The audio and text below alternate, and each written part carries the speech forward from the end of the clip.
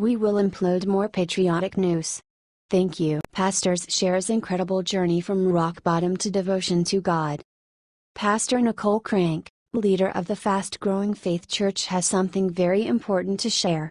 She is the writer of the book Hi God, It's Me Again. Inside she speaks deeply for a reconnection with faith and relationship with God. Nicole started talking to John Bachman on Newsmax's America Talks Live. Newsmax decided to share her words. She on Friday started saying why she wrote the book. I kind of wrote it for that middle of the night moment when you're like, okay, somebody just tells me everything's going to be okay because I'm kind of freaking out. According to her, God is the one who can help you ease the daily stress and depression. You're overwhelmed or you're stressed out or you feel depressed or you feel like I've given 110% of myself and it's just not enough, so what do I do now? Or you feel rejected in love, she shares. Together with her husband, she operates with 3 churches in St. Louis, Missouri and West Palm Beach. Crank thinks that people should read aloud her book because it is geared on that way. Hi God, it's me again. I'm so mad right now, I just want to hit somebody, but I know that's not going to help, but I don't know what to do. So it's designed to just read that out loud and take you from the problem to help to the resolution, says she. It's basically an icebreaker with God on a topic, but it also gives some promises of God so that it lifts up your soul and gives you some anchors, some handles to wear. You might have felt like you were being overwhelmed in like an ocean of problems, so this is built to hopefully be part of a lifesaver. Crank is sad because sometimes people think that pastors have had cushy lives and that they do not speak from experiences. That is not true at all, not with Nicole. She adds, mine was more like one of those Kentucky Fried Chicken's sporks and a couple of the tongs were broken and it was used before. That's kind of how life started for me. I was given that by my father before I was born, adopted by my stepdad when I was 3. This woman had difficulties during her lifetime. Now, her church was named as one of the top 10 most influential churches in America. She continues with even sadder news. I was molested in 4th grade, and raped by a community service worker when I was 13. So I go into this new high school, rejected, alone, and I'm going to do whatever it takes to be popular and be liked. That means going to the parties, doing all the wrong things with all the wrong people and all the wrong boys. I became a pregnant, unwed mom at 17. Her first marriage was not so well either. Addiction from prescription medicine soon turned cocaine habit, then crack cocaine addiction. The violence followed next. Newsmax continued quoting her, I ended up in Florida and I was living in a hotel for cash. I was working at a diner for cash and that's when that was my first high. God, it's me again. And I'm back in one of these lonely messes and I don't want to be alone anymore, she said. And I really feel that God gave me the courage to go back and face life. Face my ex-husband, face the danger of the situation and to come back into life and actually live again. That's what I see with people so many times. They're making a living and they're going through, but they're not having a life. Even though they're waking up every morning and there's a family and there's a job, but they don't have a life. And that's what people are really supposed to enjoy. That's what life is for us to have, to enjoy, to have peace no matter where you're at. 14 years ago everything changed. Nicole met David. David was a worship leader at his pastor father's church. They got married and found Faith Church. They have about 18,000 active members. They also have personal blogs and share encouraging stories in order to help.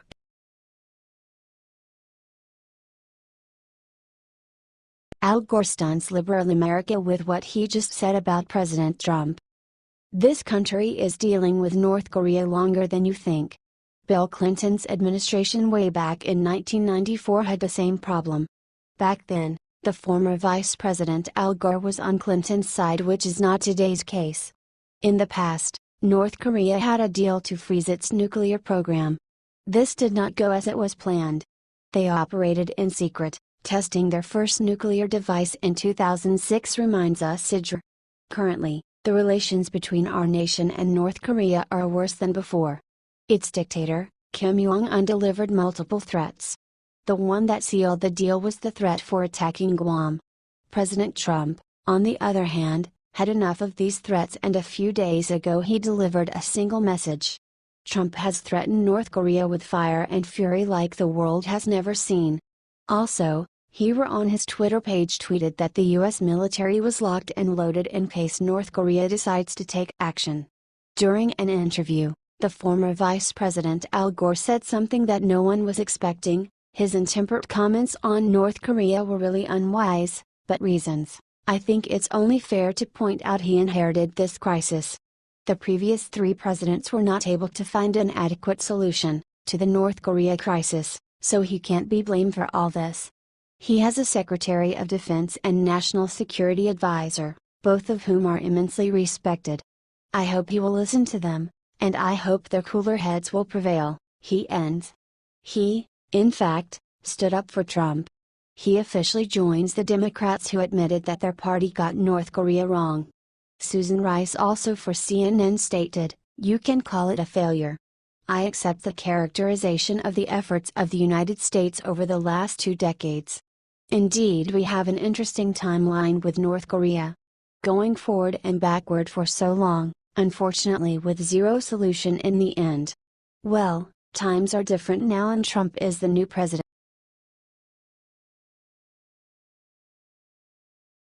Shocking evidence uncovered about Obama administration and North Korean nukes. President Trump decided to find out what actually was happening between America and North Korea back in the days Obama was in charge. The discovery he made actually confirmed only one thing: Obama and his administration were never working or will work for the American people. North Korea's dictator Kim Jong-un for so long is attacking this country with different sort of threats. Trump had enough of it, and that is why he now is taking serious actions. Sad is the fact that the Obama administration has known about North Korea for much longer than we thought. It has been said that North Korea recently got the capability to put nuclear warheads on their missiles, but this is not true, reports World Politicus. There was an article, from 4 years ago, in which this was the main story. A new assessment by the Defense Intelligence Agency has concluded for the first time, with moderate confidence, that North Korea has learned how to make a nuclear weapon small enough to be delivered by a ballistic missile. Obama did not like this report. So, obviously, his administration tried to end it before it made headlines. Also, they did it in order not to look responsible before the public's eye. He never moved his finger when it came to North Korea's regime.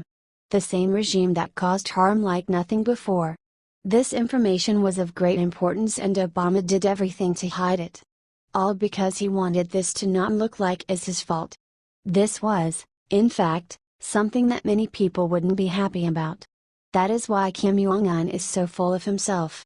For years, the previous administration knew about his nuclear capabilities, did nothing and hid it from the public. Sadly for him, the current administration is nothing like the one before. President Trump is now dealing with the consequences of Obama's actions. But, it doesn't matter because he is willing to prove that no one, not even North Korea, can defeat America.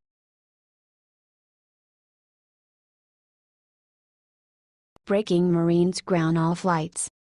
The Marines have suffered 2 deadly crashes in the past few weeks. First, an MV-22 Osprey tiltrotor aircraft crashed during an operation in Australia, resulting in the death of 3 Marines. Next, a KC-130T transport plane crashed in Mississippi and killed 15 Marines and a Navy corpsman. As a result, the Commandant of the U.S. Marine Corps, General Robert B. Neller, released a statement in which he announced a 24-hour operational pause for all of the branch's aircraft. General Robert B. Neller, Commandant of the U.S. Marine Corps, directed the U.S. Marine Corps aviation units to conduct an operational reset for a 24-hour period where no flight operations will take place but no operational commitments will be impacted, the Marine Corps said in a statement, CNN reports. The pause also applies to the tiltrotors, helicopters, and fixed-wing planes. However, the unit commanders will decide when they will carry out the pause within a period of 2 weeks. This means that not all aircraft will be on hold at the same time. The Marines will still be able to carry out combat missions and come up with strategies that guarantee the pause will not affect the operational commitments. The Marines are planning to use the pause in order to focus on the fundamentals of safe flight operations, standardization, and combat readiness. Some incidents will be investigated so they can bring awareness and best practices to the fleet. Pauses in operations are not uncommon and are viewed as a responsible step to refresh and review best practices and procedures so our units remain capable, safe, and ready, the Marine Corps statement said, CNN reports. We can't afford more crashes like this. We need our Marines in order to protect our country from our enemies.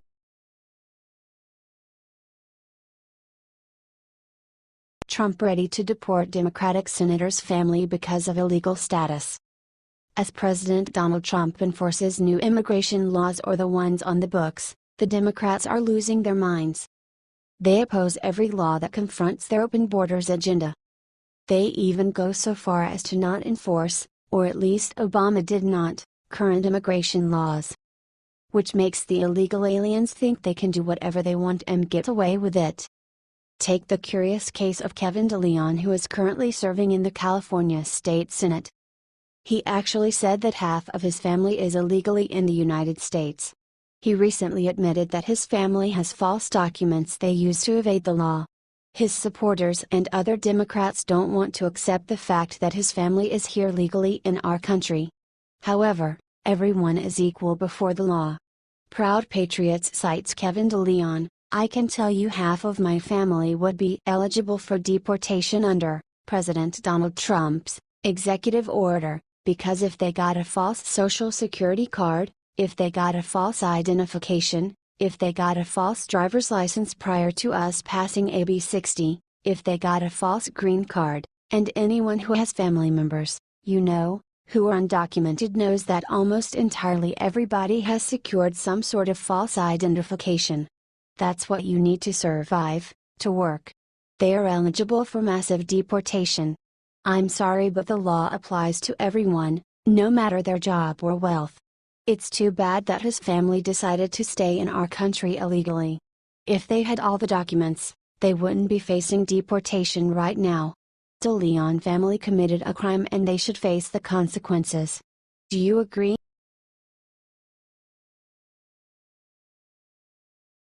Video Katie Courics sued for $12 million lawsuit for faking anti-gun documentary.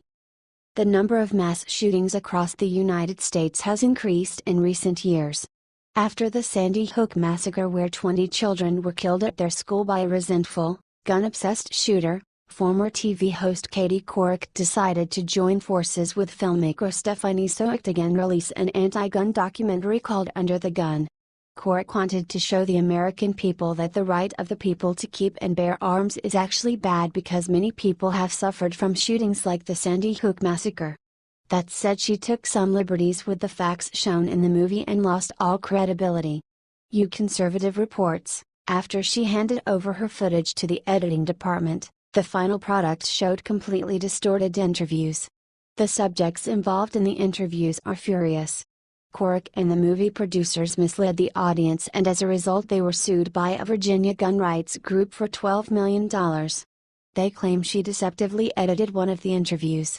Daniel Hawes and Patricia Webb, two gun rights activists, and the Virginia Citizens Defense League, VCDL, who are featured in the film, are suing Couric, and director Stephanie Soechtig, Atlas Films and Epix, the film's distributor. You Conservative reports. The footage of the movie was manipulated to make the VCDL members look bad because they didn't answer the question about gun background checks. When the VCDL members were asked if there are no background checks for gun purchasers, how do you prevent felons or terrorists from purchasing a gun, the film shows there is a long pause as they sit in silence. It appears that they can't come up with an answer to Couric's question.